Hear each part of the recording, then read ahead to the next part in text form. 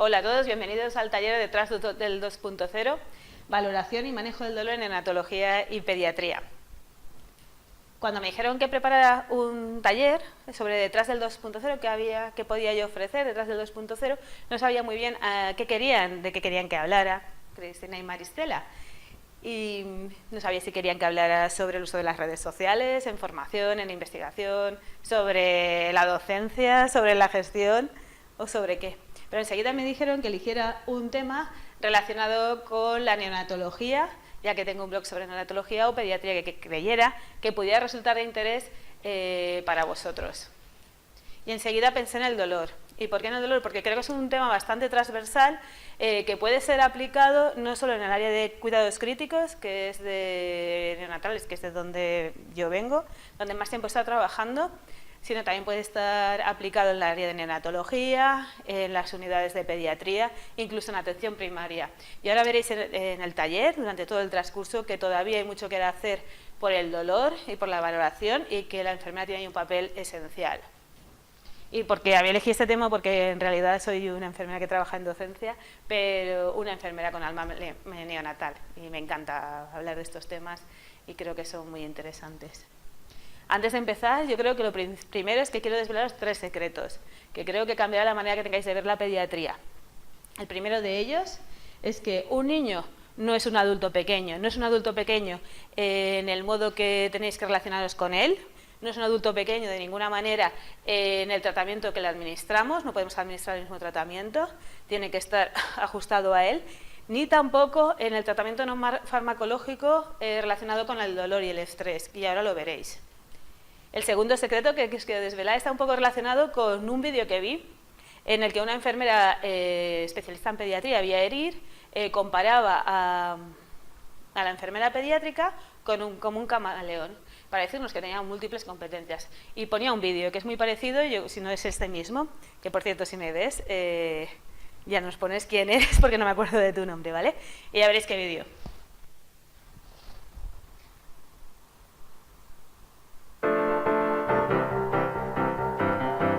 Y en este vídeo lo que trataba de decir es que una enfermera es un camaleón, una enfermera pediátrica. ¿Por qué? Porque igual tiene que estar en una UCI neonatal, cambiar su color para trabajar con niños con graves problemas que necesitan una UCI con ventilación asistida, medicación, donde el soporte vital es muy importante. Pero a la vez, en esa misma UCI neonatal, igual esa enfermera acude un hermano pequeño y tiene que cambiar su color para acercarse a él, para tratar de integrarlo también en la unidad. Una enfermera pediátrica igual cambia de lugar de trabajo y está en una unidad de oncología pediátrica, imaginaros, tiene que cambiar totalmente su registro para adaptarse a esa situación, no solo en cuanto a tratamientos, sino en la manera de relacionarse con el niño y en la manera de comportarse. Y cambia su color. Pero una enfermera pediátrica también está en atención primaria. Igual está con el programa del niño sano explicando educación para la salud a los padres con un niño de 2 años y diciendo qué alimentación debe tomar y vuelve a cambiar su color, pero a la vez esa misma enfermera está tratando con niños adolescentes y haciendo educación sexual para la salud y vuelve a cambiar su color, así como este camaleón.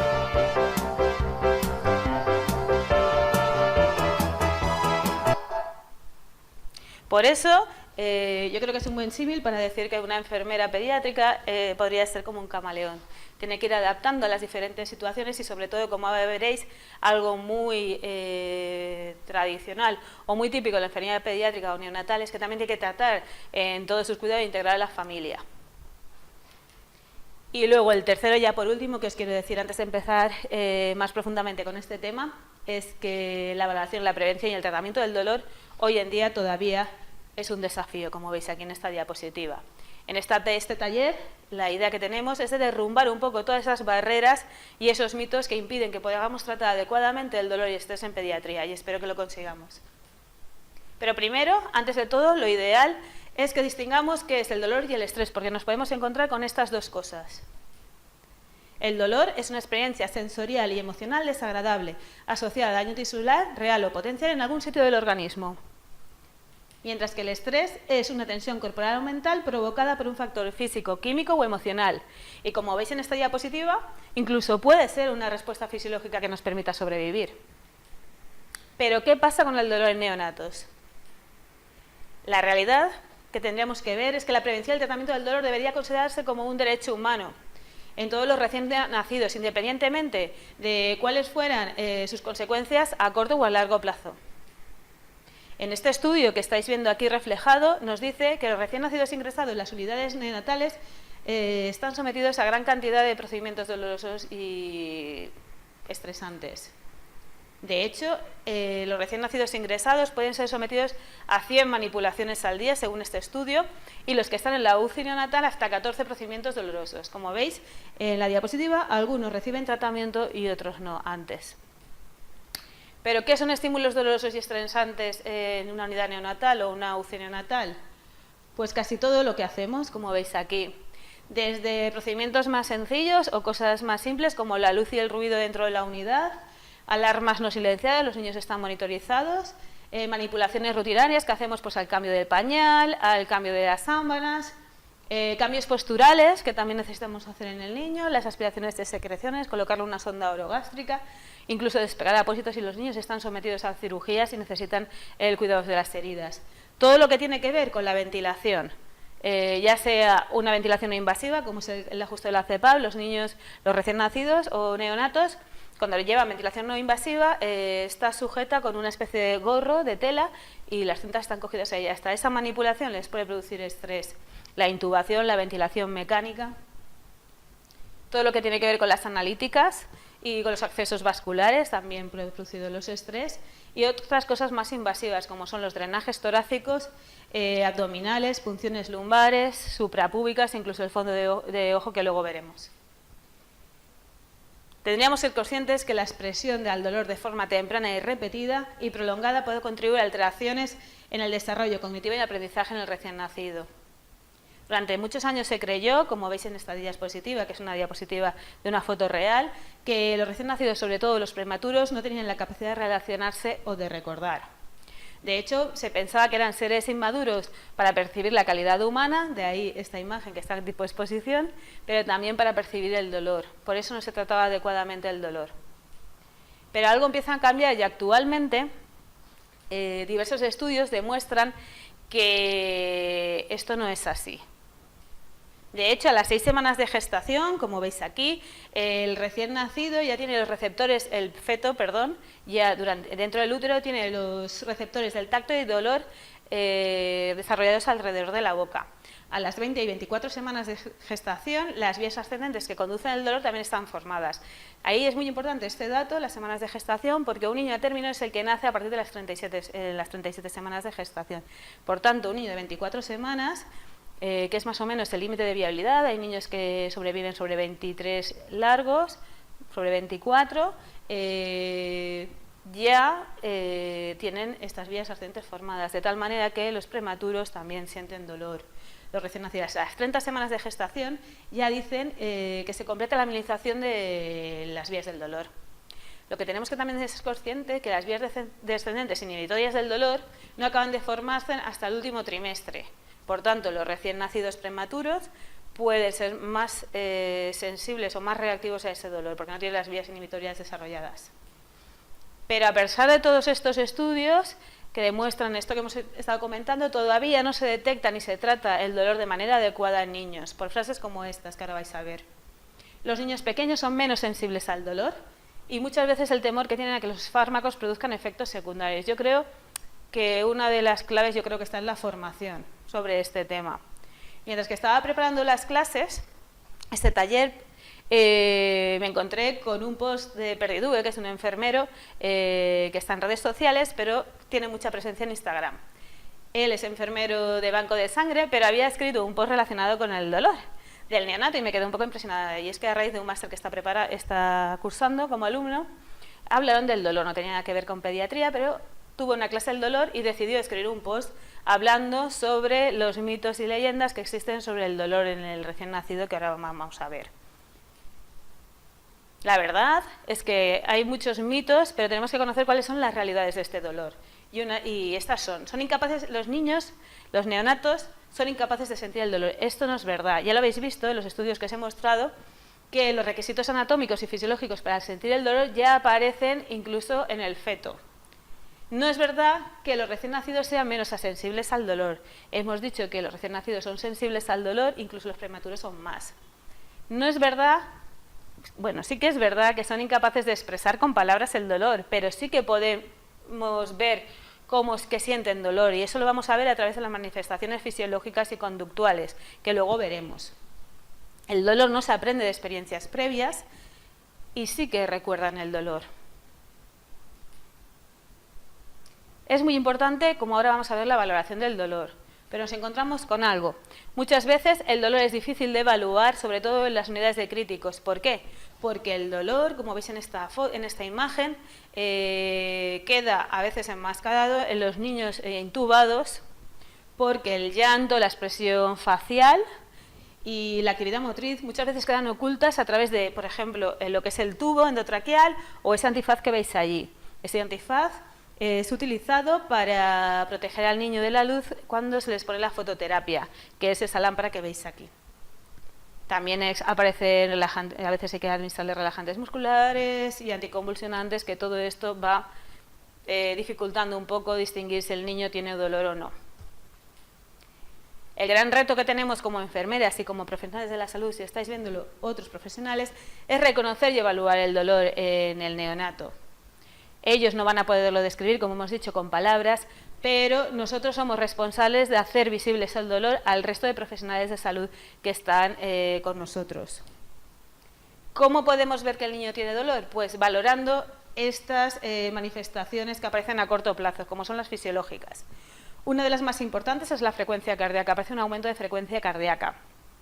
Muchas veces también tenemos que tener en cuenta que a veces los niños prematuros o los recién nacidos que están en incubadoras pueden aumentar la frecuencia cardíaca por un aumento de temperatura. Entonces, ante esta situación tenemos al niño monitorizado. Siempre lo más importante es acercarnos para ver qué pasa, valorarlo directamente y distinguir o diferenciar si es por un aumento de temperatura o no, y si no, ver cuál es la causa. Alteraciones en la frecuencia cardíaca, como veis ahí, aumento de la presión intracraneal, alteraciones en la tensión, cambios en la coloración, pueden haber un aumento de la presión del carbónico transcutáneo. Esto lo podemos ver si tenemos monitorizada los gases transcutáneos con una transcutánea. Disminución de la saturación de oxígeno, disminución del tono vagal, náuseas, vómitos, midriasis en algunos casos, incluso disminución del flujo sanguíneo periférico. También tenemos manifestaciones conductuales, que estas igual son un poco más fáciles de identificar, como son el llanto, la agitación, cambios bruscos del estado del niño, insomnio y la gesticulación facial. En cuanto a la gesticulación facial, esta imagen es un niño un pelín más mayor, que tiene unos 10 años más, ¿no? Lo veis que es un poco más fácil de identificar, ¿no? Pero algo muy típico es cuando fruncen, por ejemplo, el ceño fruncido, o que se les marca así más las comisuras de la boca, el surco. Y el llanto. Aquellos que tengáis niños cerca, ya recién nacidos, lactantes, seguro que habréis visto que muchas veces los niños lloran y la gente que está con ellos o los cuida habitualmente dice que distingue igual si el niño llora o si el niño parece que esté quejumbroso, que le pase algo, o el niño parece que se esté quejando. Cuando llevas ya tiempo y conoces a un niño, te permite diferenciar eso, y también tenemos que estar atentos al tipo de llanto del niño. Otras manifestaciones a corto plazo son las manifestaciones bioquímicas. Se producen unos cambios hormonales a causa del dolor y el estrés intenso, que pueden producir alteraciones hemodinámicas y ventilatorias, que pueden producir un empeoramiento bastante importante del niño. La verdad que todas estas respuestas al dolor acaban agotando al niño y sobre todo la gente que habéis trabajado alguna vez en cuidados críticos, neonatales y pediátricos, os habéis dado cuenta. Esta imagen me gusta bastante, tenéis aquí de dónde la he sacado, es un libro sobre el tratamiento del niño en hipotermia, que está dirigido a los padres, y también os lo recomiendo aprovechando que estamos aquí. Todo esto, todas estas manifestaciones y estas respuestas al dolor, como veis en la diapositiva, pueden producir un empeoramiento clínico del niño importante. Entonces es muy importante mitigarlo y tratarlo a tiempo. Y en cuanto a manifestaciones a largo plazo, pueden haber alteraciones en el desarrollo, disminución del crecimiento, peores resultados en los test cognitivos y de aprendizaje e incluso una disminución de la maduración de la sustancia blanca y gris. Existen diferentes escalas de valoración y yo creo que es el mejor instrumento para valorar el dolor en niños. Aquí os he puesto en este artículo que tenéis aquí abajo, Manejo del dolor en el recién nacido, varias escalas, pero existen muchas escalas y vamos a hablar de algunas de ellas. Por ejemplo, la PIP, como vemos en la primera parte, en la primera fila, habla sobre la gestación, es decir, es una escala del dolor que nos distingue si el niño es pretérmino o a término, y eso también es importante. Y luego tiene unas distintas variables del comportamiento, fisiológicas como la cardíaca, la saturación, el enrojecimiento, el entrecejo fruncido, que es el que os estaba hablando antes, los ojos apretados o el surco nasolabial. Esto se aplica, como os he dicho, tanto a recién nacidos a término como pretérminos y sobre todo en el dolor agudo y quirúrgico. La escala NPAS también tiene en cuenta si el niño valora si el niño es recién nacido prematuro o no, el grado de prematuridad, y luego unas variables entre las que se cuenta el llanto y la irritabilidad, el comportamiento, la expresión facial, el tono muscular de brazos y piernas, los signos vitales y los signos vitales. Y luego tenemos la escala CRIES, la escala CRIES del dolor postoperatorio en el recién nacido. Esta, como veis aquí, también valora el llanto, la saturación, la frecuencia cardíaca, la tensión, la expresión y los periodos del sueño. Perdonad. Como veis, hay muchas escalas, yo os he comentado algunas, unas pocas, pero creo que es importante que sepáis que hay más.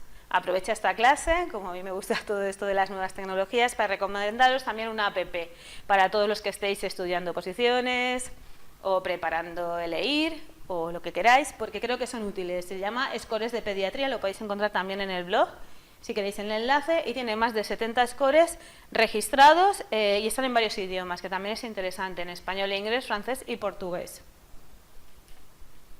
Las escalas tienen ciertas limitaciones. Muchas de ellas están desarrolladas para el dolor agudo, como algunas que hemos visto nosotros. Requieren entrenamiento a la hora de valorar, de decir si el niño está llorando, si tiene el cejo fruncido, si está dormido, no está dormido del todo. Por tanto, necesitan también una valoración subjetiva. Muchas veces la respuesta que da un niño es diferente según el contexto en el que se encuentra, y eso también es una limitación. Y que no existen muchas escalas validadas totalmente para el dolor crónico, y eso sería necesario. Pues contaros algunas cosas más. Existe, por ejemplo, gente que está empezando a trabajar en buscar escalas del dolor o instrumentos que nos ayuden a valorar este dolor. Es el caso de Josep Oriol. Josep Oriol es un enfermero que realizó su tesis doctoral sobre el dolor neonatal y desarrolló este proyecto que se llama APANICU, que trata de medir el dolor de los neonatos en las unidades neonatales. Si estáis más interesados en conocer el proyecto, podéis ver el blog de Pau Matalat, que es de donde he sacado estas imágenes. ¿Y cómo lo hace? Pues él intenta integrar las variables fisiológicas, monitoriza las variables fisiológicas e introduce una cámara dentro de la incubadora y un micro y graba todo lo que son los movimientos del niño, y la voz, y a la vez analizan todos, crea un programa que analiza todo esto y genera un valor y unas alarmas que avisan de que el niño posiblemente pueda tener dolor. ¿Cuándo debemos valorar el dolor? Pues el dolor debería ser evaluado antes, durante y después de cada procedimiento que creamos que puede ser doloroso o estresante para el niño. En niños que están más inestables, cada 4 o 6 horas también, y por lo menos si no, una vez por turno, valorar el dolor. Sobre todo es importante valorarlo, como os hemos dicho al principio, cuando apliquemos tanto medidas farmacológicas como no farmacológicas. Pero si importante es valorar el dolor, también es muy importante el registro. ¿Y por qué digo esto? Porque imaginaros que yo estoy en un turno, estoy cuidando de un niño, le he valorado la escala del dolor, veo que el niño tiene dolor y aplico una serie de medidas farmacológicas y no farmacológicas para tratar ese dolor. Yo lo dejo registrado Y viene el siguiente turno, aunque yo le diga a mi compañera, mira, el niño parecía que tenía todo dolor, tal, he hablado con el médico, le hemos puesto tal tratamiento, tal perfusión, y yo he aplicado estas medidas. Si yo no he dejado escrita el grado de dolor que tiene ese niño, mi compañera valorará el dolor y no sabrá si este ha menguado o no ha menguado. Entonces, por eso es muy importante evaluar el dolor, registrarlo y entonces actuar. Y volverlo a registrar diciendo si ha mejorado o no ha mejorado, siempre aplicando todo en la misma escala. Por eso es importante que las unidades establezcan qué escala del dolor hay que utilizar y en qué ocasiones cada una. Tratamiento del dolor. En cuanto a buenas prácticas del dolor, lo principal es creer y estar motivado para tratar el dolor y pensar que podemos mejorar el estado del niño del que estamos cuidando. Considerar siempre la necesidad de minimizar estímulos dolorosos y estresantes, eso es lo primero. Y luego priorizar, como no, las medidas preventivas. Y como hemos dicho antes y al principio del taller, es muy importante también integrar a la familia en la medida de lo posible. A la hora de tratar el dolor vamos a hablar de unas medidas generales, unas medidas no farmacológicas y unas medidas farmacológicas. Yo os voy a hablar de las medidas generales y las no farmacológicas y luego os recomendaré algo para estudiar las medidas farmacológicas. Como medida general, la más interesante sería, o la principal, sería que los procedimientos invasivos deberían ser desarrollados siempre o aplicados por personal entrenado para evitar el sufrimiento del niño. También es interesante saber o tener en cuenta que cuando un niño ingresa, un niño nace y requiere ser ingresado a una unidad neonatal o intensivos neonatales, si preveemos que ese niño va a necesitar un acceso vascular de una manera temprana y un poco prolongada, no una cosa puntual de una hora o un par de horas, debería considerarse la canalización de la vena umbilical. ¿Por qué canalizar la vena umbilical? Porque la vena umbilical es un acceso venoso central que es de fácil canalización, esto normalmente lo hace el pediatra o el neonatólogo, y que es una vía natural, por tanto, no causa dolor el acceder a él. Además, todo esto evitará múltiples punciones del niño. También es importante minificar la frecuencia de las extracciones sanguíneas. Estos tubos que aparecen en la imagen se llaman microtiners y se utilizan en neonatología para hacer las muestras de sangre. Son muestras pequeñitas. ¿Con qué conseguimos con esto? Disminuir la cantidad de sangre que necesitas en cada una de las muestras. Esto en neonatología también lo que hace es disminuir la anemia iatrogénica causada por múltiples extracciones. También es importante que empecemos a intentar velar por lo que hemos dicho, por el niño. Al final somos su voz.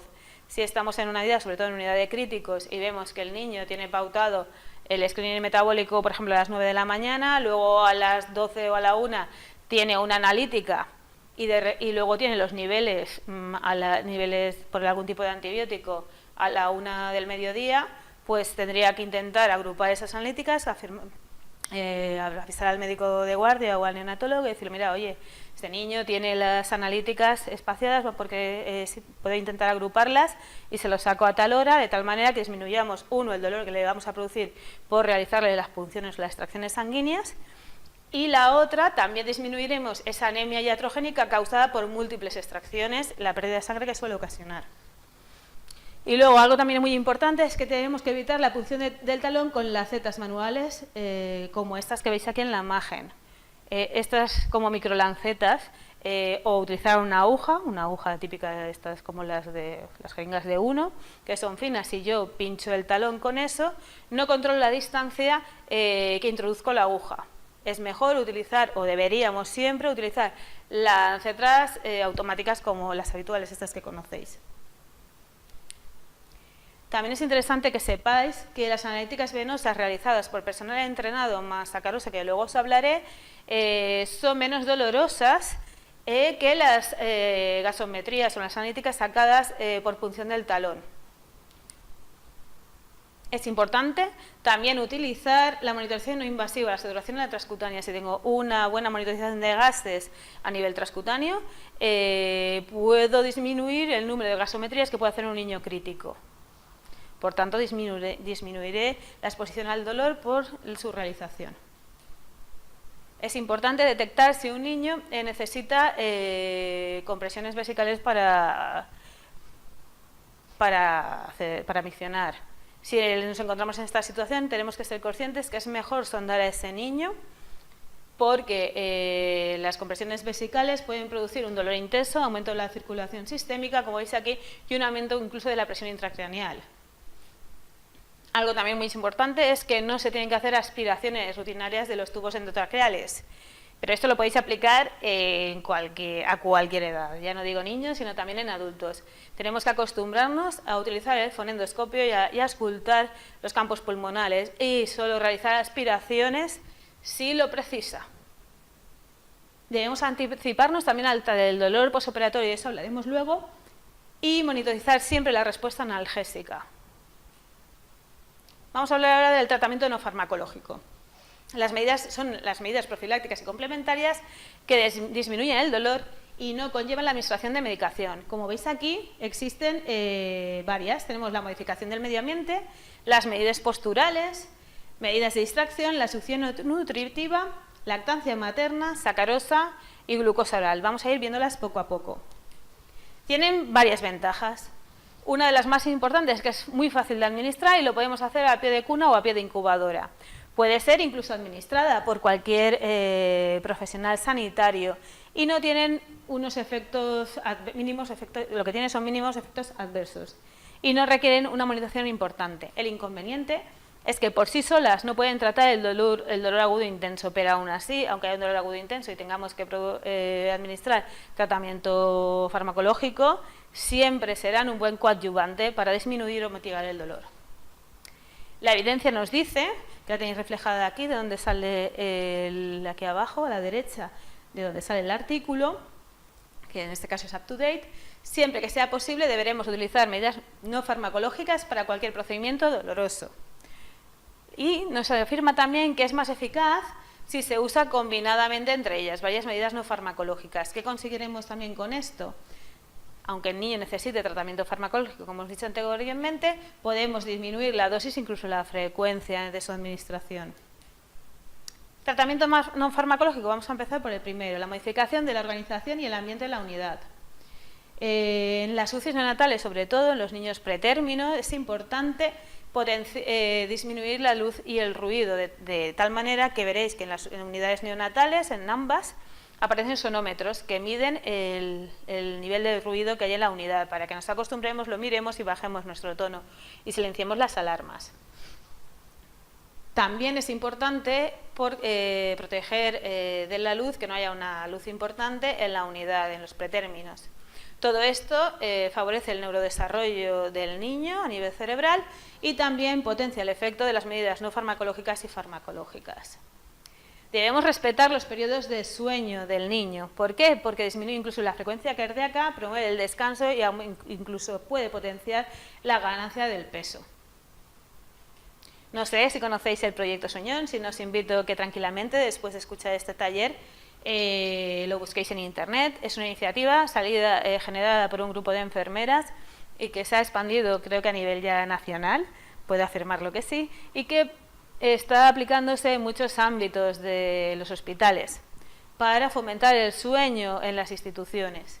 Y se está uniendo no solo instituciones, sino también profesionales para cuidar del sueño de los pacientes. Pero es que el sueño también se puede cuidar en los neonatos y aquí tenéis unas medidas adaptadas, como son: tenemos que los profesionales adaptarnos al ciclo del sueño de los recién nacidos.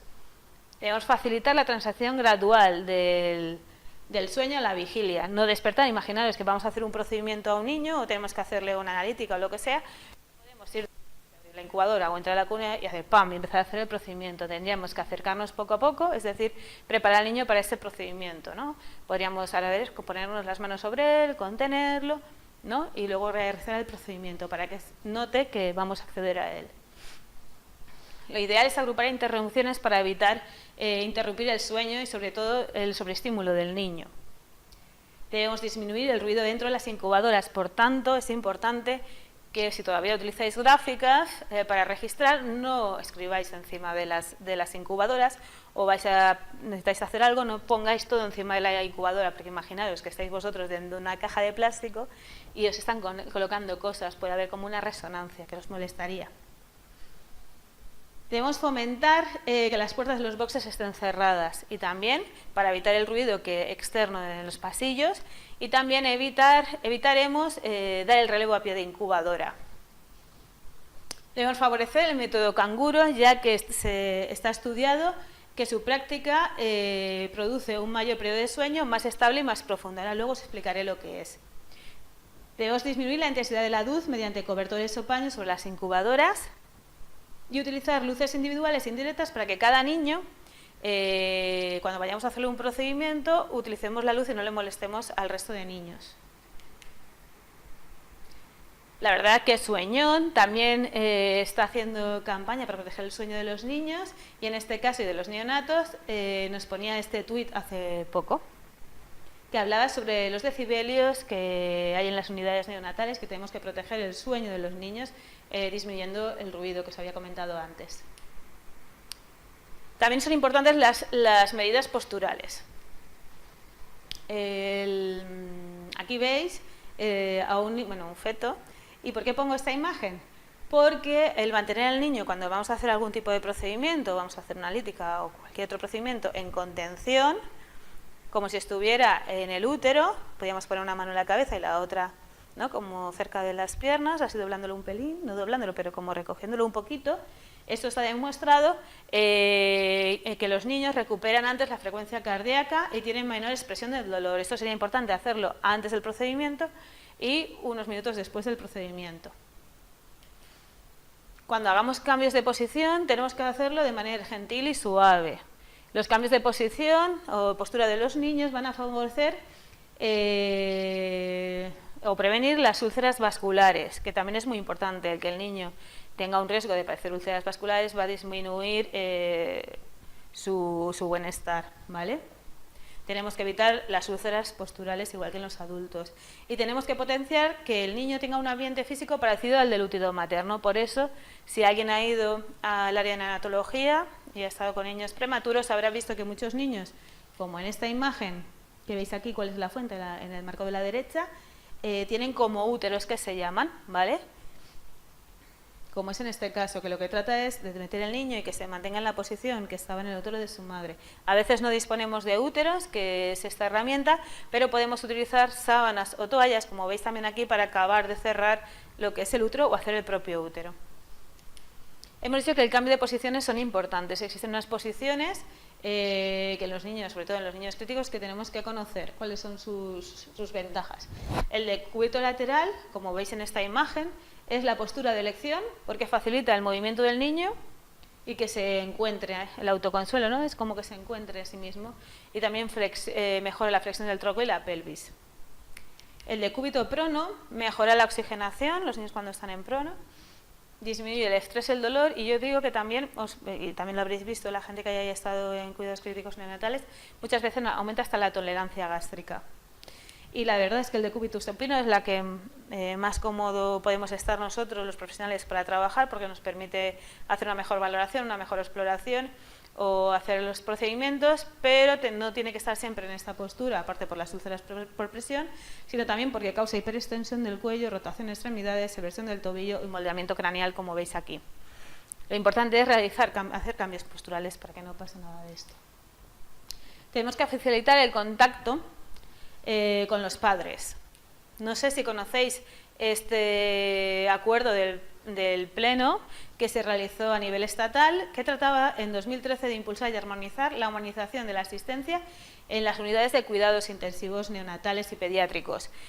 Os lo dejo aquí, lo podéis buscar tranquilamente cuando tengáis tiempo, pero yo lo que quiero es que nos centremos en el punto número 2, que nos dice: debemos promover que la madre, el padre que lo desea, pueda permanecer con su hijo las 24 horas del día y acompañar durante la realización de pruebas médicas dolorosas y estresantes con el fin de reducir su grado de ansiedad sin interferir en el trabajo del profesional. Yo no sé qué os transmite esta imagen. Yo cuando está sacada, como veis aquí, también en el marco en la zona baja, lo veis, cuidados desde el nacimiento, recomendaciones basadas en pruebas y buenas prácticas. Este también es un documento que os recomiendo que leáis porque habla mucho sobre los cuidados centrados en el desarrollo, si estáis interesados en el ámbito de la neonatología. Y esta imagen está sacada ahí y yo la primera vez que la veo, yo para mí lo que siento es que parece que la madre es la primera vez que toca a su hijo, ¿no? Por la expresión, ¿le veis la expresión que tiene en la cara? Yo creo que es la primera vez que contacta con su niño físicamente, que lo toca. Pero también podríamos ver que quizá la otra persona que está a la derecha, es la enfermera, también parece que vaya a hacer algún tipo de procedimiento y le está diciendo a la madre, aparte de que lo toque, también que lo contenga mientras ella le hace alguna cosa. Esta imagen me viene bien para explicaros que las manipulaciones, cuando se vayan a hacer, lo ideal es hacerlo entre dos personas. ¿Por qué? Porque una de las personas se puede encargar de contener al niño y de aplicar las medidas no farmacológicas de control del dolor, ¿no? Como hemos explicado antes, y la otra se puede dedicar a hacer el procedimiento. Y que las medidas de contención deberíamos aplicarlas, como hemos dicho antes y durante, o sea, antes, durante y después del procedimiento, un poco para preparar al niño, y que son efectivas pues en muchas cosas, como veis aquí. Envolver al niño también es una medida para proteger, o sea, de contención y también para disminución del estrés del niño, como veis aquí. Y también el permitir que el niño se vaya o dirija su mano hacia la boca. Dice que eso les autotranquiliza. Existen también medidas de distracción, como son estímulos táctiles adecuados a la edad gestacional. Tenemos que explicar, cuando estemos en las unidades neonatales, tenemos que explicar a los padres cómo pueden interaccionar con su niño, y las primeras veces que se acercan, sobre todo los niños prematuros, que lo tocan y que están con él, que lo acarician, decirle cómo le gusta a los prematuros, que estén con ellos. No son, los prematuros hay que tratarlos con delicadeza y también así, ¿no? Como pausando, de una manera pausada. También el estímulo olfativo, se pueden poner un paño cerca de la cuna o de la incubadora. Y también el estímulo auditivo, musicoterapia, hay algunas unidades que la aplican, y hablar suave y tranquilo al niño. La lactancia materna en sí misma ya es una medida no farmacológica del tratamiento del dolor. Tiene varios componentes. Uno, la madre, el contacto piel con piel, la dulzura de la leche, que tiene la leche materna. Está demostrado que disminuye el llanto y la expresión dolorosa. Y Joanna Brist nos dice que la lactancia materna o administración suplementaria está recomendada para disminuir el dolor durante procedimientos invasivos y que tiene el nivel más alto de evidencia. La administración suplementaria se refiere a, por ejemplo, una madre que se ha extraído leche, colocar esa leche materna en una jeringa, y cuando vamos a hacer un procedimiento se le puede dar con el chupete, darle un poquito de leche y el niño va succionando, ¿vale? Y luego la lactancia materna o la lactancia suplementaria, también nos dice Joanna Brist, que tiene una eficacia similar también a la sacarosa o glucosa. Entonces aconseja el uso de la lactancia materna o la lactancia materna suplementaria cuando se va a hacer un procedimiento doloroso. Pero ¿hasta qué edad podemos decir que es efectivo esto de la lactancia materna durante los procedimientos dolorosos para disminuir el dolor? Pues yo aquí os he puesto una revisión Cochrane, que se llama o se titula, por si la queréis buscar, lactancia materna para dolor durante los procedimientos en lactantes más allá del mes de vida, del periodo neonatal, y nos dice que la lactancia materna antes y durante las inyecciones para vacunaciones ayudó a aliviar el dolor en la mayoría de lactantes hasta un año. Por eso creo que es una práctica recomendable para que apliquéis a aquellas enfermeras o enfermeros que estéis en atención primaria realizando vacunaciones a menores de un año. La succión no nutritiva, que muchas veces también tiene polémica. Está descrito que es eficaz y que disminuye la puntuación y los scores del dolor, tanto recién nacidos prematuros como los a términos. El efecto máximo es cuando se administra la succión, o sea, el chupete, más la sacarosa o la glucosa, que ahora luego os explicaré. Lo que tenemos que tener en cuenta es que esa eficacia de la succión termina en el momento que yo le quito el chupete al niño, y que lo ideal es hacerlo durante el procedimiento y después del procedimiento. Está descrito que también la succión no nutritiva facilita el sueño, estimula la motilidad gástrica y también facilita el paso de la sonda succión. Tenemos que recordar que muchas veces que los prematuros, cuanto más prematuro es, no tiene la capacidad de succionar y tragar. Por eso veremos en las unidades neonatales y en las UCIs neonatales también que los prematuros muchas veces son alimentados por sondas orogástricas. hasta que adquieren ese reflejo de succión de eglución. Esto es un blogshot de Cochrane, iberoamericana, por eso está en castellano, que nos habla de chupete y la lactancia. Está realizada es una revisión de 2 estudios que incluyen a 1.302 niños, tantos que son sanos a término. Y nos dice que es probable que el uso ilimitado del chupete por parte de bebés sanos a término, de madres motivadas a dar el pecho, no reduzca la duración de la lactancia materna hasta los 4 meses. Y que pero aún faltan pruebas con respecto a otros desenlaces maternos o infantiles. Esta diapo os la pongo un poco por el tema y la polémica que existe con el chupete. Y este es otro blogshot que habla sobre la sacarosa para los procedimientos dolorosos. En este caso es una revisión de 74 estudios que se ha realizado con un total de 7.049 recién nacidos. Y nos dice que la sacarosa reduce el dolor durante la punción del talón, la venopunción y la inyección intramuscular en recién nacidos a término y prematuros. Es probable que sea más efectiva cuando se asocia con otras intervenciones no farmacológicas, como la succión nutritiva que hemos comentado antes. No reduce el dolor durante la circuncisión. No sé si conocéis la biblioteca virtual de Murcia Salud, Previd. A mí me parece muy interesante porque contestan a preguntas según basadas en la evidencia, hacen una revisión de la evidencia existente y te dan una respuesta. Y en este caso habla sobre la administración de glucosa en neonatos como medida analgésica antes de procedimientos dolorosos. Y nos dice que podría ser una medida alternativa a la sacarosa, que también es segura y efectiva para disminuir el dolor. Pero, ¿cómo tengo que administrar la glucosa sacarosa para disminuir el dolor? Lo ideal es coger una jeringa, colocar esa glucosa o esa sacarosa y administrar 2 minutos antes del procedimiento con el chupete. Y lo ideal, como hemos dicho, chupete y sacarosa o glucosa. Pero ¿hasta cuándo? Volvemos a preguntar, ¿hasta qué edad puede ser efectivo el uso de la glucosa y la sacarosa? Aquí tenéis 2 revisiones que están indexadas, que también son de Cochrane, y nos dice que en un estudio que se realizó de 1 mes a 1 año, que la sacarosa y la glucosa podrían disminuir el tiempo de lloro y puntuaciones del dolor, pero que se necesitan más investigaciones para establecer la eficacia en disminución del dolor y la concentración de glucosa, de la glucosa a la sacarosa. Y que de 1 a 16 años no han encontrado evidencia científica disponible. Otra medida muy importante y que veréis en las unidades neonatales es el método canguro. Y os voy a poner un vídeo que quizás ya hayáis visto porque va circulando por internet sobre el método canguro.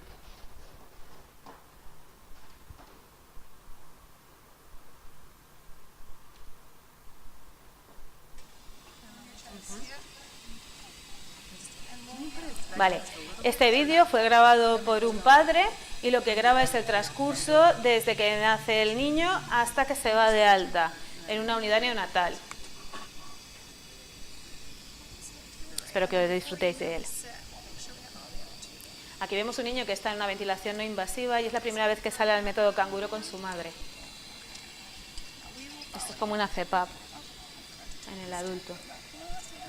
La enfermera o la TCAE le ayuda a sacar el niño y se sienta en un sillón con su niño. Cuando salen los niños a método canguro tienen que salir con todos los dispositivos. Si el niño está monitorizado, tiene que salir monitorizado. Si lleva accesos vasculares, tienes que abrir los accesos vasculares con la ventilación que necesite en ese momento. Y le ayudan a colocar todo para salir con él. Muchas veces hasta requiere 2 personas. Y también es un momento importante cuando salen a método canguro ayudarle a colocarse todo. Como veis aquí, sale con la sonda orogástrica. La postura en la que se pone se llama postura de rana, que lo podéis buscar también. La Organización Mundial de la Salud tiene editado manual del método canguro.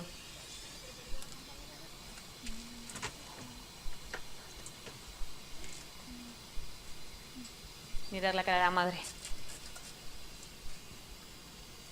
Se emociona.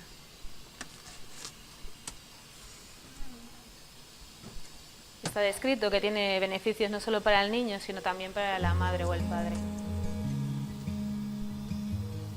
Lo tapan para no perder calor. Aparte de que está con la madre y suelen regular bastante bien la temperatura.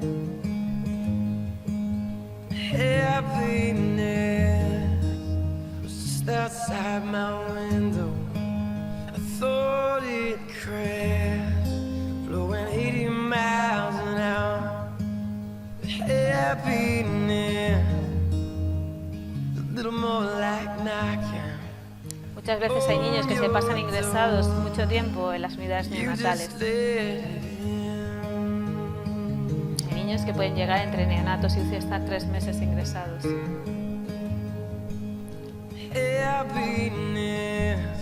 Aquí vemos un niño que está con un catéter venoso central, una ventilación invasiva, y esa es la antifaz que habéis visto antes, que la protege de la luz de la fototerapia. Lo ideal es que cuando el niño esté contenido esté dentro de lo que es el útero, ¿no? Que no estén los pies fuera, y que tenga los topes, como cuando estaba en el útero de su madre. Eso es una sonda orogástrica que comentábamos antes. Los niños están monitorizados. Esto es una CPAP, no aparecerá. Eso venoso periférico. Vemos que el niño ya va pasando el tiempo. Una persona contiene al niño cuando hace el procedimiento y la otra hace el procedimiento. Esas son las cintas que cogen la ventilación invasiva.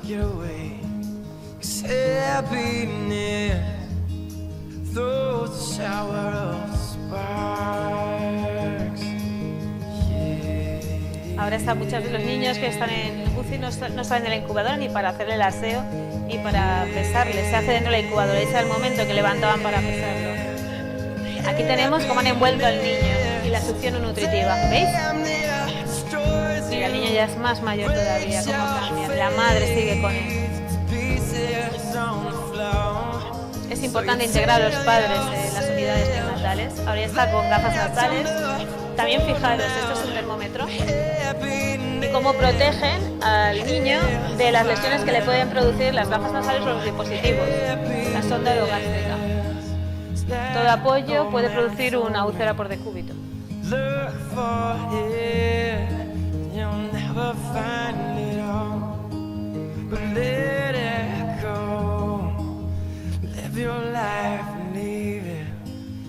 Vuelven a contenerlo. Aquí veis su sonda. Ahora ya está en cuna, ha salido de la incubadora y está en cuna. Como os he dicho, pasan 107 días en la UCI y muchos días sin su madre. Pero finalmente se va a casa. Y ahora ya está en casa. Miradlo. Algunos niños necesitan más ayuda cruzando el alta, incluso oxígeno. Es importante que durante todo ese proceso se aproveche y se formen a los padres para poder cuidar del niño en casa.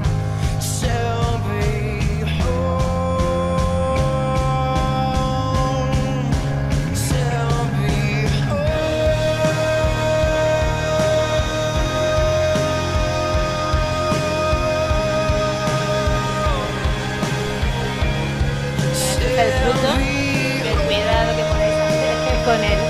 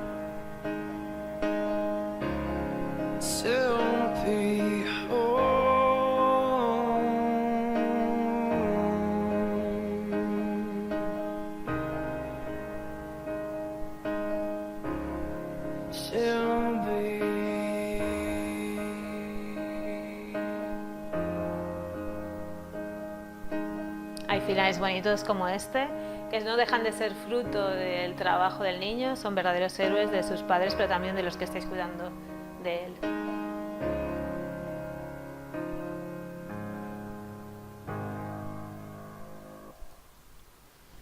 Espero que os haya descubierto que es el método canguro.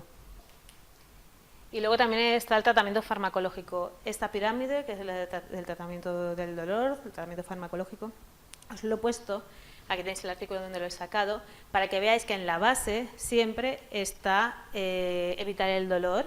También están en el segundo escalón las medidas no farmacológicas y luego ya va aumentando y se aplican las medidas farmacológicas, pero siempre en la base están estas dos, que es las que le hemos comentado antes.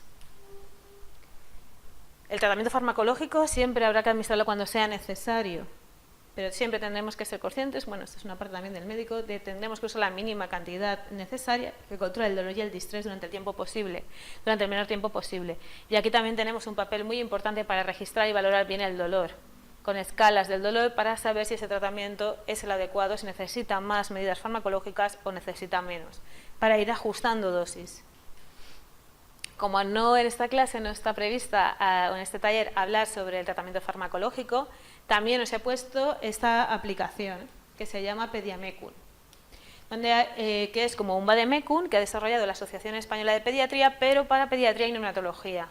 Yo la recomiendo, que las podéis también descargar de manera gratuita, no solo para Android, sino también para Apple. También lo podéis utilizar offline y descargarse incluso los PDF de cada medicamento que queráis tener. Y luego vamos a hacer un repaso sobre algunas recomendaciones según los procedimientos.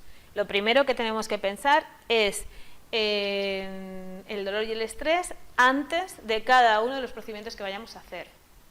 En cuanto a la punción capilar muchas veces se utilizan las unidades neonatales, sobre todo para el screening metabólico, que es la prueba del talón, que ya conocéis, para hacer en algunas ocasiones gasometrías y analíticas. ¿Qué evidencia existe sobre esto? Sobre las buenas prácticas en la punción capilar.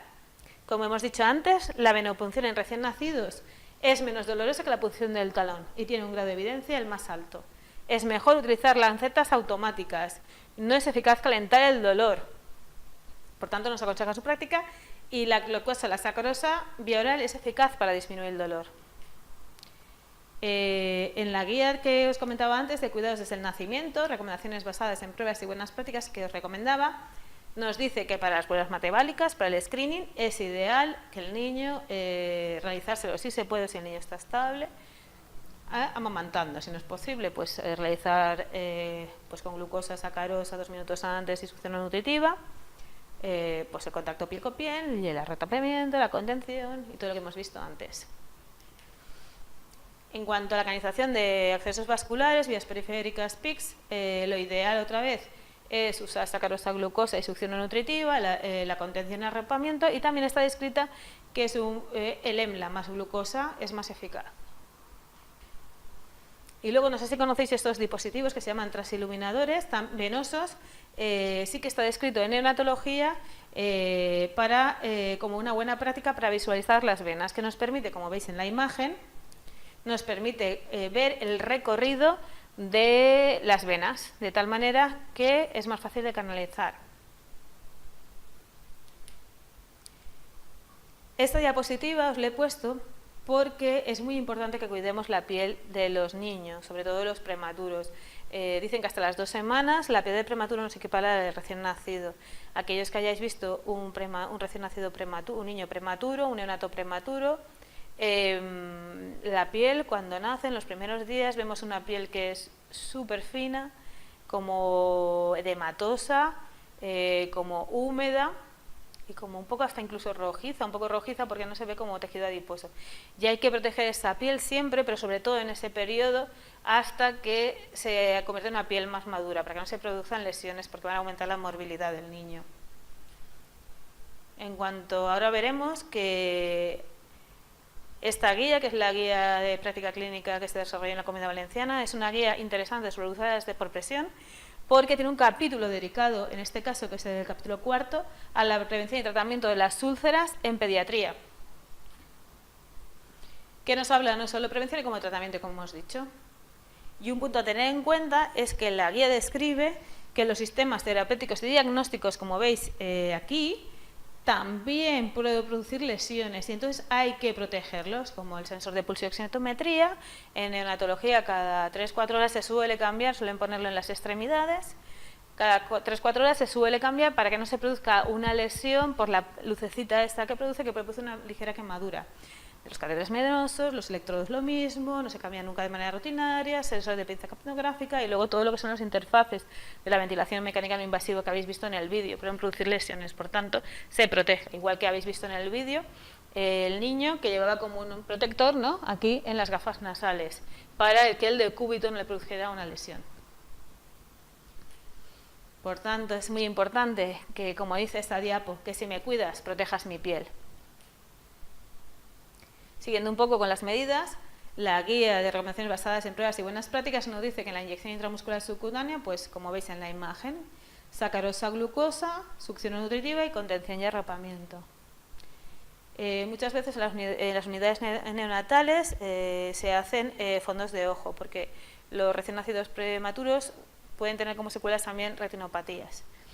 ¿Qué tenemos que hacer cuando se va a hacer un fondo de ojo? Lo más importante, como siempre, es la premedicación y tener al niño preparado, pero también cuando vaya a hacer el oftalmólogo la revisión, pues que haya otra persona, que podemos ser nosotras, conteniendo al niño, aplicándole, encargándose al niño y controlar las medidas no farmacológicas del dolor. Pues podemos contenerlo, darle chupete, ponerle glucosa y estar con él mientras que están haciéndole el fondo de ojo. Una vez que le han hecho el fondo de ojo, es muy importante, como si fuerais vosotras y os hubieran dilatado, que no protegerle de la luz directa, porque le va a molestar un montón, dejar que el niño que descanse y esté tranquilo.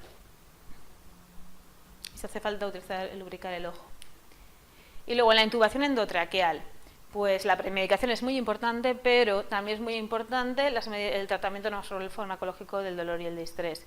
Normalmente el neonatólogo de pediatra son los que intuban al niño y hay otra persona que debería encargarse, que podemos ser también nosotros, de sujetar al niño, pero a la vez lo podemos contener y tapar para que en ese transcurso el proceso de intubación el niño no pierda tanto calor. Existen las incubadoras, si el niño está en incubadora, como un botón que le puedes dar para que se haga como una barrerita de calor.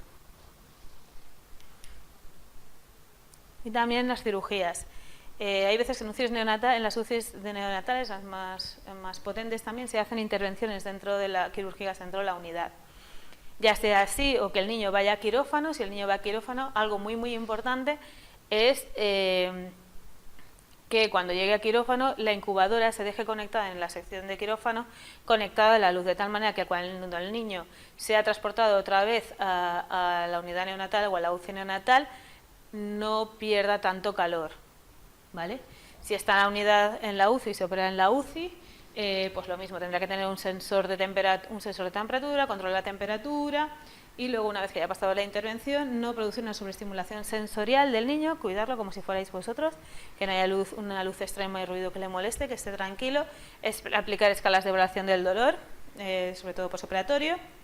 Mirar si es una intervención importante que tenga pautada ya perfusiones de opioides si necesita, la que os paute el médico, y si es una intervención menor, pues si necesita paracetamol o lo que necesiten, anticiparnos, ¿vale? Para que no esté cómodo y no sienta dolor. Y esto un poco, para acabar ya la parte neonatal, os quería enseñar un estudio, que es, como veis aquí, se realizó en el 2013 sobre los cuidados centrados en el desarrollo y la situación de las unidades en diferentes unidades de neonatología en España.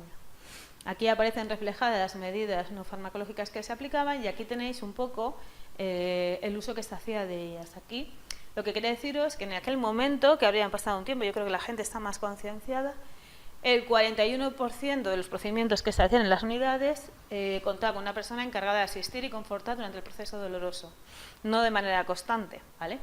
El 73% de los hospitales que se estudiaron respondieron que sí contaban con protocolos escritos del tratamiento del dolor y que el 50% usaba lo de sacarosa.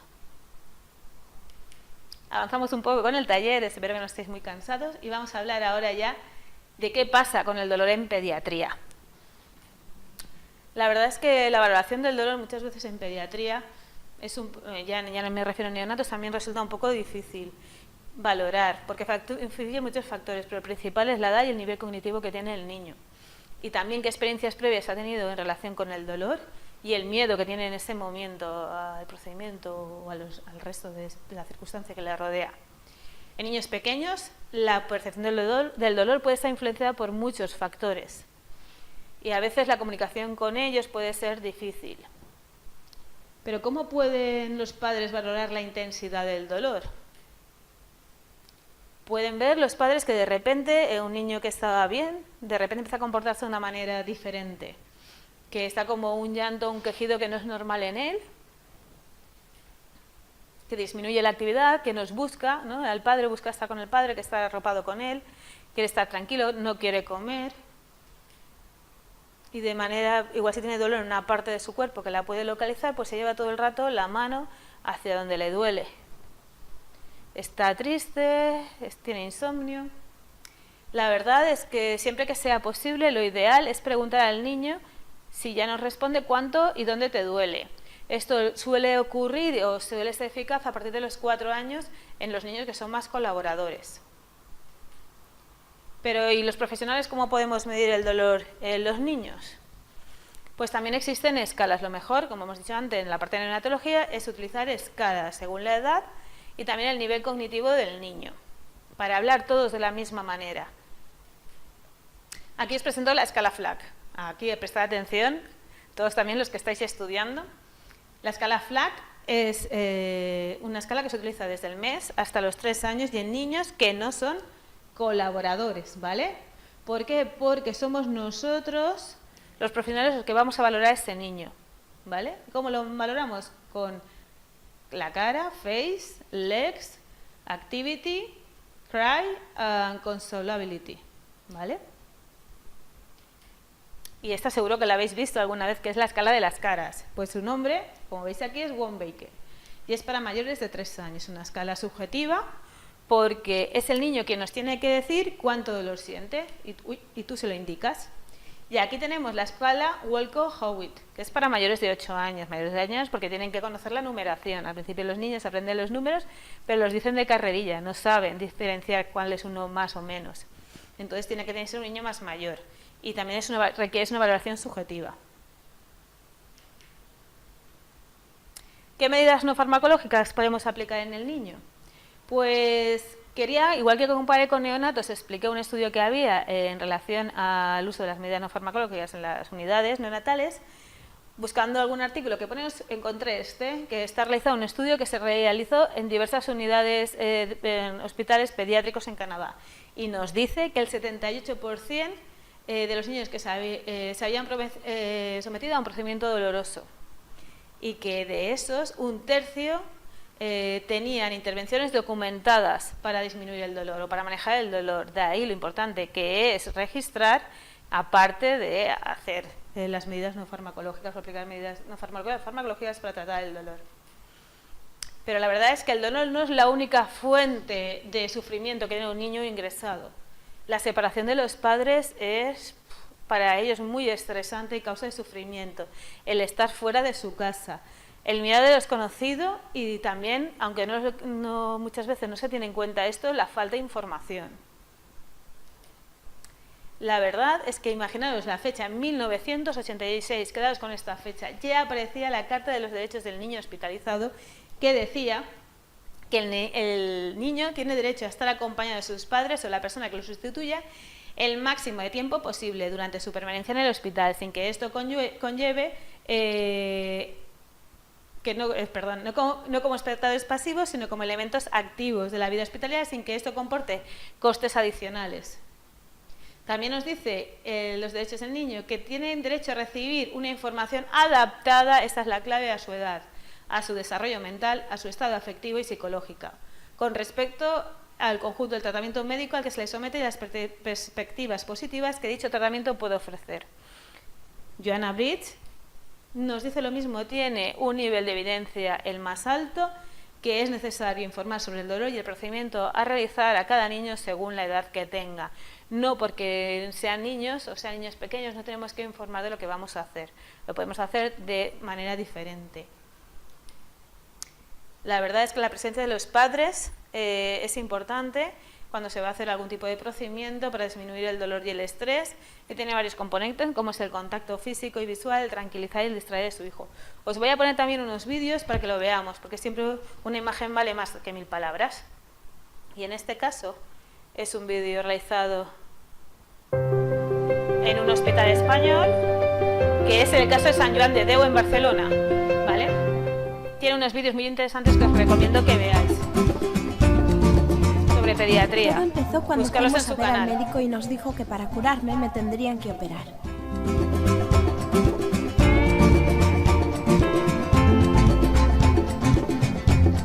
Hoy ya es el día. Acabamos de llegar al hospital. Tengo un poco de hambre porque hace unas horas que no como nada. Esto es muy importante para que no haya problemas en ningún momento. Podrían no operarme si he comido o bebido hace poco rato. Estamos en la sala de espera de Arcoiris, esperando que venga la enfermera a buscarnos para hacernos unas preguntas y acabar de prepararme antes de ir al quirófano. ¿Alguna alergia? Como veis, es un niño y una niña que va a quirófano y está todo el rato acompañado por sus padres. Y se le informa.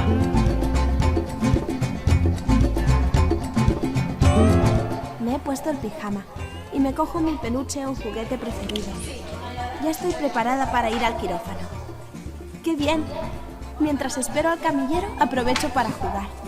Ya vienen a buscarme y me llaman por mi nombre y apellidos. Venga, vamos todos hacia el quirófano. Ya hemos llegado al bloque quirúrgico. Está en el bloque Antes de quirúrgico y ya entrar, está con el sus camillero padres. pregunta cuál de mis padres entrará. Será mi mamá. Hay que recordar que a veces el médico que me duerme puede decidir en ese preciso momento que es mejor que no entre. Mi anestesiólogo de hoy ha accedido a que pueda pasar mi madre conmigo. Para ello, debe lavarse las manos con un jabón especial y ponerse un vestido tipo mono. Lo mejor es que venga vestida con ropa cómoda. Lo mejor También es explicarle conocemos al a otros niño miembros todo del antes equipo. de Ya la estamos dentro intervención, del cómo lo va a vivir, para crearle Hay menos unas luces inseguridad. muy grandes como en las películas de médicos.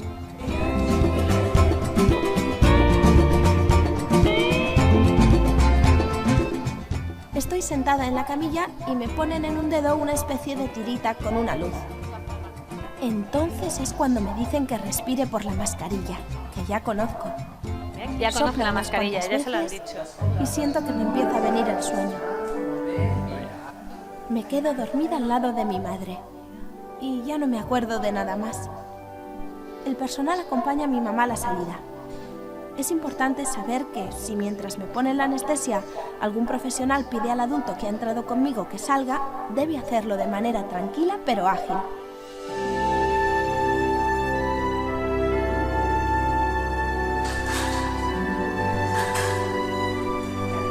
Ya me estoy despertando.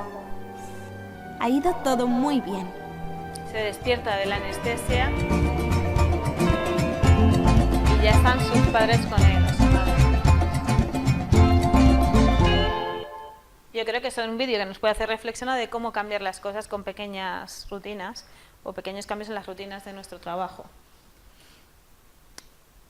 Otro de los derechos que indica la Carta Europea de los Niños Hospitalizados es que los niños tienen derecho a ser hospitalizados junto a otros niños, evitando todo lo posible su hospitalización entre adultos. Derecho a disponer de locales amueblados y equipados de modo que respondan a sus necesidades en materia de cuidados, educación y juegos, así como a las normas oficiales de seguridad. Por eso veréis que en los hospitales donde existe pediatría, en las unidades de pediatría, se vive de otra manera o son de... hay como otro aire diferente, se respira otro aire diferente. Por ejemplo, en el Hospital de la Fe, en el área de oncología, han ido decorando las salas para que los niños estén más confortables. Y os voy a poner un vídeo en relación a lo que os estaba diciendo. Se vive de otra manera, incluso está Payaso Hospital, que es una asociación que ahora conoceréis. Y la función, el gran papel Aunque que lo hace. parezca, ni esto es un circo, ni estos señores, aunque lleven batas, son doctores. Arrancar una sonrisa y hacer más llevadera la estancia en un hospital es cada vez más fácil gracias a la labor de la asociación Payaso Hospital. Procurar que el niño olvide que está en un hospital, que olvide que está enfermo, que olvide que tiene dolor, y solamente hay que mirar las caras de los niños cuando aparecemos en las habitaciones y eso les hace imaginar, soñar e intentar querer seguir estando contentos, alegres. La experiencia de trabajar con niños en estas circunstancias es muy positiva para ellos, para todo su entorno, para el entorno hospitalario, que cambiamos el ambiente y un poco damos esa nota de color y esa nota de fiesta, de imaginación, que no es habitual en un hospital, por desgracia. 5 hospitales de la Comunidad Valenciana seguirán contando con la colaboración de estos peculiares doctores que desde 1999 ayudan a sacar la mejor de las sonrisas de los niños hospitalizados y sus familiares. Pallasso Hospital lleva casi 15 años interviniendo en los hospitales valencianos. Actualmente estamos visitando 5 hospitales. Una sonrisa, una mirada que le saques a un niño, un momento de ilusión, es algo maravilloso. En continua colaboración con el personal sanitario, estos doctores continuarán cada día curando la enfermedad de la tristeza. Si queréis saber más, podéis buscar Pallasso Hospital en internet y lo encontraréis. Este era un vídeo que hemos sacado del canal de YouTube del Hospital La Fe. Luego, eso está un poco relacionado a esta diapositiva como lo que hemos visto. Por su capacidad imaginativa y su fantasía, responde muy bien a técnicas de distracción y de relajación los niños.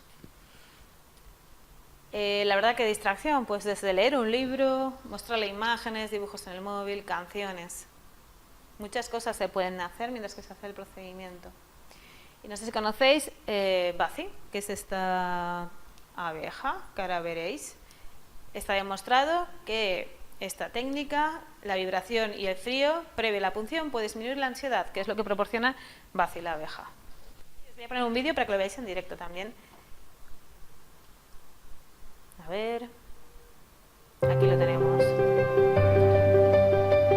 ¿Ves? Sant Joan de Déu nos lo vuelve a explicar. La abeja Buffy.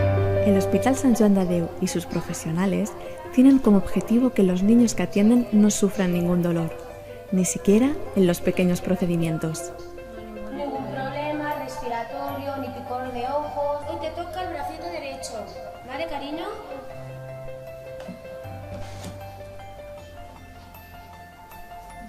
¿Qué pasa? Uy, pues ¿y si no tenemos la abeja, qué hacemos? ¡Ay, que la tiene controlada! Este es un niño que ya le han utilizado más veces la abeja, incluso él parece que la pida, ¿no? Para mientras te voy pinchando, ¿vale? Te voy a hacer una serie de preguntas, ¿vale? A ver, de estas fichas, ¿cuál quieres que utilicemos? Como veis, la enfermera está utilizando la abeja, pero también la técnica de la distracción. Y el bracito, como siempre, bien relajado, ¿vale? Para que pueda venir el mosquito y no haga nada de daño, ¿eh? Uy. 3. Muy bien. Y borro. Oye, ¿pero qué ha pasado? ¿Ha venido el mosquito o no? Qué bien, Juan Manuel, ¿te has portado? Súper bien. Hoy te vas a merecer la enganchina de los valientes. Soy muy valiente para que la enseñes luego en el cole, ¿vale? La ponemos aquí, casi la pueden ver todos tus compañeros, ¿vale? Que te has portado muy bien, oye. Si te preguntara cuánto dolor te ha hecho la vacuna, del 0 que es nada. Aquí, como veis, estamos las caras de valoración. Mucho. De 0 a 10 y las ¿Qué me caras. dirías del 0 al 10? ¿No te ha venido la vacuna nada? Juan Manuel, pues ya hemos acabado, ya hemos puesto la vacuna y ahora ya nos toca esperar para dentro de un mes, ¿sí? Muy bien, pues que vaya muy bien y nos vemos dentro de poquito, ¿vale? Que vaya muy bien. El programa Hospital Sin Dolor en los pequeños procedimientos del Hospital Sant Joan de Déu cuenta con el apoyo de la compañía farmacéutica Galenicum.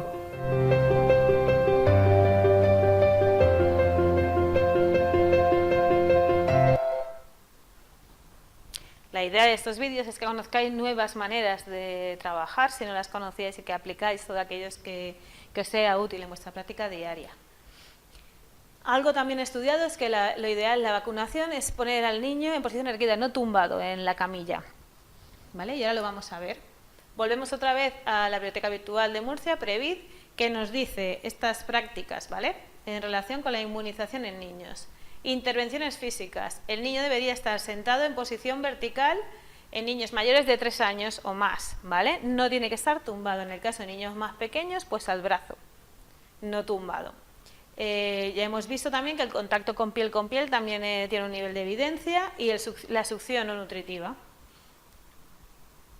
o succión nutritiva. Luego, intervenciones del proceso. Los padres deberían estar presentes en la inmunización para niños menores de 10 años. Recomendación fuerte. Y los niños de 3 años o más reciben educación en el día de la vacunación. Recomendación fuerte. Y luego lo que hemos estado viendo antes, la distracción con vídeos, juguetes, verbales, etc. Aquí en esta diapositiva quería recomendaros también una guía de práctica clínica que está utilizada, que es para niños durante la vacunación, que no solo tiene este gráfico, tiene como, no sé si son 3 o 4 tablas de este tipo, con recomendaciones para reducir el dolor durante este procedimiento, ¿vale? Y por no extenderme mucho, os voy a nombrar, por ejemplo, durante la propia intervención de la vacunación, nos dice que no deberíamos esperar durante la inyección intramuscular, y que el orden de la inyección de las vacunas tendría que ser la menos dolorosa primero. Y luego ya yo creo que lo podéis mirar tranquilamente. Aquí tenéis la referencia donde podéis buscarlas para no ampliarnos más. Luego, también se recomienda a niños mayores de 2 años utilizar técnicas de distracción para disminuir el estrés y el dolor relacionado con la canalización de accesos vasculares, dice Joanna Bridge. Voy a poneros otro vídeo para que lo veáis, ¿vale? Como veis, es de Sant Joan de Déu otra vez. El Hospital Sant Joan de Déu y sus profesionales tienen como objetivo que los niños que atienden no sufran ningún dolor, ni siquiera en los pequeños procedimientos. Hola Sofía, ¿qué tal? ¿Cómo estás? Oye, ¿qué sabes que vamos a hacer ahora? No, vamos a hacer un pinchacito. Es muy pequeño, casi como si picara un mosquito. Como veis, ya le explican que le van a pinchar, no la engañan en ningún momento. momento. Que tú eres. Te lo pondremos en el bracito y sabremos si eres más valiente o menos valiente. ¿Qué te parece? ¿Sí? Mira, la ponemos aquí, ya verás. Y con esta cinta vamos a saber lo valiente que eres. Porque a mí me parece que tú eres muy valiente. ¿Ves? Aquí tenemos... ¿Ves? ¿Te has visto? Si está para aquí es que eres muy valiente. ¿De verdad? ¿Sí? ¿Te gusta? ¿Sí? La técnica de distracción, sujetar una mariposa. 2 y 3. Es muy valiente, Sofía. Respira hondo, Sofía, respira hondo. Muy bien. Bien. Abre la mano. Así. Muy bien. Es que la Sofía... Ahora te daremos un dibujo para pintar. ¿Quieres, Sofía? Sí. No se ha caído. Ahora tiene que aguantar aquí 5 minutos para que no le salga ningún morado, ¿de acuerdo? De acuerdo, perfecto. Ahora me tienes que decir, a ver, qué cara que es la que tú pondrías de todas estas caras que hay aquí. Otra vez evalúa el dolor, con la misma escala.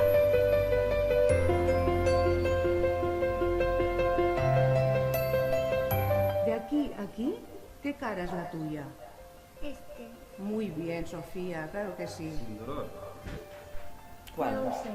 Las Frozen. Muy bien. Vale, adiós, Sofía. Que vaya bien. Hasta otro día. El programa Hospital Sin Dolor en los pequeños procedimientos del Hospital Sant Joan de Déu cuenta con el apoyo de la compañía farmacéutica Galeni. Vale, y aquí, siguiendo un poco con los procedimientos realizados dolorosos relacionados con agujas, os pongo otra revisión Cochrane, también actual, que está basada en 39 estudios que analizaban en un total de 3.394 niños de 2 a 19 años. ¿Y qué nos dice? Que tiene una evidencia fuerte, que es eficaz la distracción e incluso la hipnosis para tratar dolor y estrés relacionados con agujas. Medidas de distracción, ya hemos dicho, leer historias, pues que el niño con el móvil vea algo, una tablet, escuchar música, hablar de algo diferente al procedimiento que se va a realizar. Y también existen estudios sobre que es importante informar sobre qué va a ocurrir antes y después del procedimiento, que es lo que hemos visto antes, incluso el uso de la realidad virtual o la combinación de varias. Y os voy a poner también un vídeo curioso sobre el uso de realidad virtual, ¿vale? Que igual quizás esta técnica la habéis visto menos. Con pequeños dispositivos se pueden hacer grandes cosas. Y no es tecnología cara. A veces se pueden utilizar gafas de realidad virtual en las que puedes poner incluso de tu móvil y son bastante baratas. Hay veces incluso en las tiendas virtuales hay.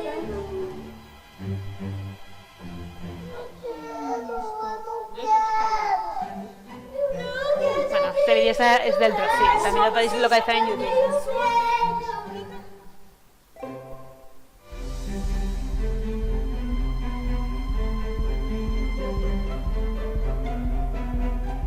Tutto bene, Luigi? gosta de super-herói?